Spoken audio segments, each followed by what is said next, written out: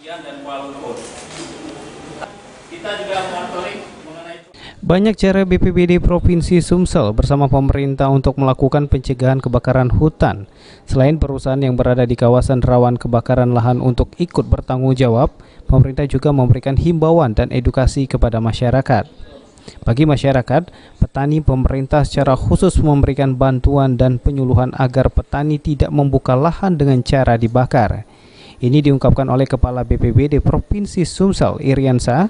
Penyuluhan akibat kebakaran lahan dan pemahaman pelanggaran hukum, pemerintah juga memberikan bantuan alat pertanian untuk membabat lahan dan obat pembasmi gulma, hingga para petani tidak lagi membakar lahan mereka.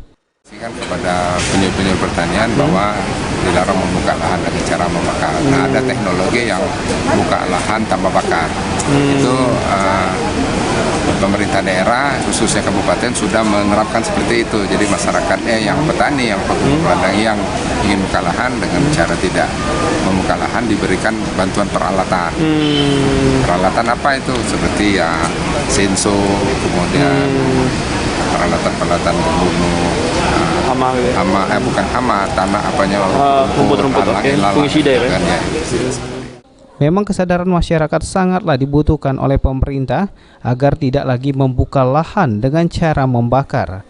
Khususnya bagi petani, kecenderungan membuka lahan dengan membakar karena dengan cara ini para petani bisa menghemat biaya untuk membuka lahan. Mardiansa, PAL TV.